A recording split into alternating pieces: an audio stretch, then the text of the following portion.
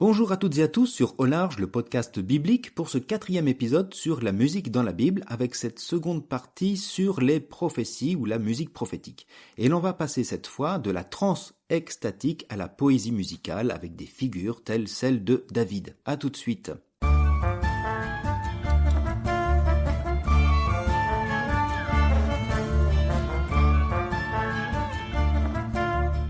La dernière fois, nous avons évoqué ces temps anciens où le prophète biblique, stimulé par la musique, prononce l'oracle de Dieu comme possédé par l'Esprit du Seigneur dans un état de transe.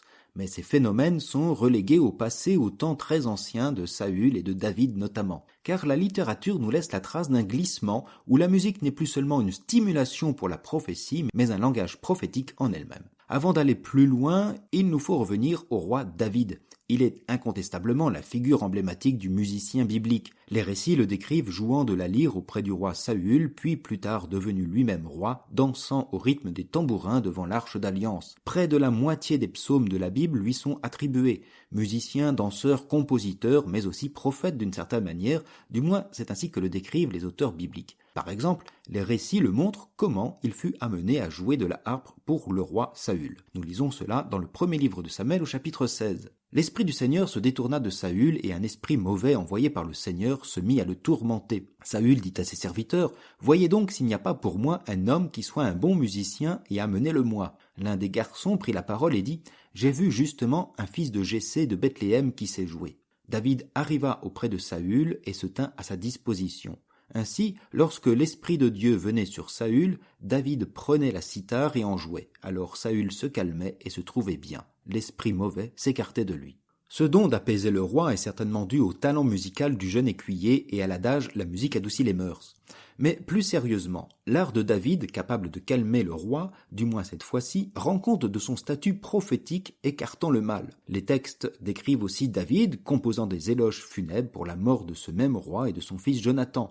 À Jérusalem, plus tard, il accueillera l'arche d'alliance en dansant au son des tambourins, ce qui d'ailleurs n'est pas l'attitude d'un roi et provoquera les moqueries de son épouse. Le texte de Samuel 6 nous dit « David, vêtu d'un pagne de lin, dansait devant le Seigneur, tournoyant de toutes ses forces. David et tout le peuple d'Israël firent monter l'arche du Seigneur parmi les ovations et au son du cor. » La mention du pagne de lin fait référence ici à celui des Lévites et des prêtres du temple, du futur temple.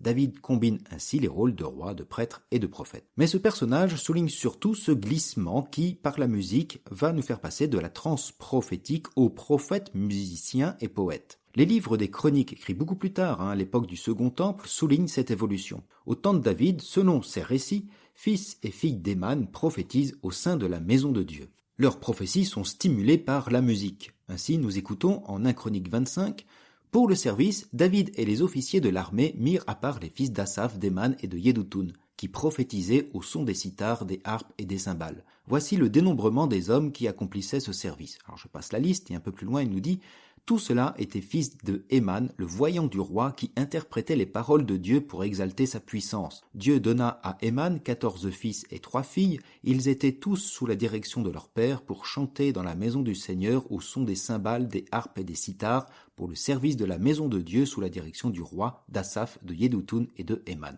Alors on voit bien que ce récit nous rappelle ces temps anciens liés au premier temple dans la période royale où exercent ces prophètes. Mais ce qui est intéressant, c'est que plus loin, dans le second livre des Chroniques, on nous rapporte les réformes du roi Ézéchias au 7e siècle. Et la musique ne sert plus de préalable et de stimulation à la prophétie, mais sert uniquement au culte. Ainsi, en 2 Chroniques 29, nous pouvons lire « Ézéchias plaça les Lévites dans la maison du Seigneur au son des cymbales, des harpes et des cithhares, selon le commandement de David, de Gad, le voyant du roi, et du prophète Nathan, car ce commandement venait du Seigneur par l'intermédiaire de ses prophètes. Quand les Lévites avec les instruments de David et les prêtres avec les trompettes eurent pris place, Ézéchias ordonna d'offrir l'holocauste sur l'autel. Au moment où commença l'holocauste, commencèrent aussi le cantique au Seigneur et la sonnerie des trompettes, avec accompagnement des instruments de David, roi d'Israël. » On entend bien que les Lévites ici semblent avoir pris le relais des prophètes davidiques dans la maison de Dieu. La continuité est assurée seulement par la mention de David et des autres prophètes. Le rôle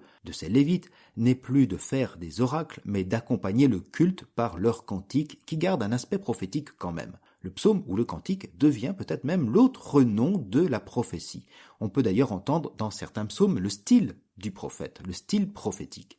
Le psaume 48 particulièrement en garde la trace, puisque ce psaume, bien qu'il soit un cantique liturgique, use du langage prophétique. Le psalmiste annonce qu'il va parler ou chanter les paroles de Dieu inspirées par la musique. Ainsi nous entendons, au psaume 48, « Écoutez ceci tous les peuples, entendez bien, habitants de l'univers, gens illustres, gens obscurs, riches et pauvres, tous ensemble.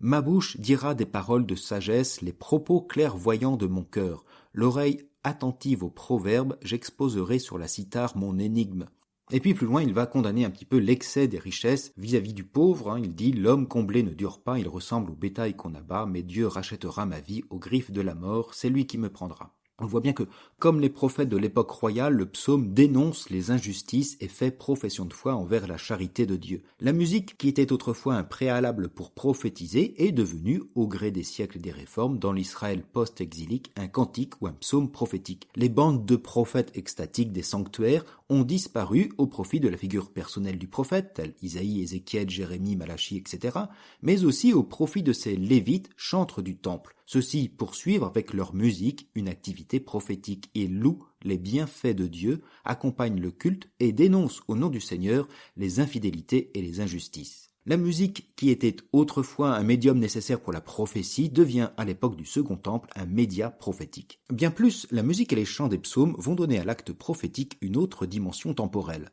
Rythmant la liturgie du temple et donc la vie sociale du peuple, les psaumes ou les cantiques s'adressent dès lors à tous les fidèles de toutes les époques. Ils reçoivent ainsi une dimension intemporelle et universelle. Leur mélodie et leurs paroles placent les fidèles dans le chant de Dieu, dans le temps de Dieu, tout en s'adressant à leur présent et les tournant vers leur avenir.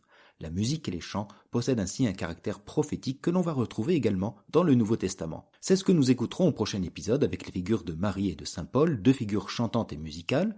Bonne fête de la musique et bonne fin de semaine à toutes et à tous en compagnie de la parole de Dieu. À bientôt!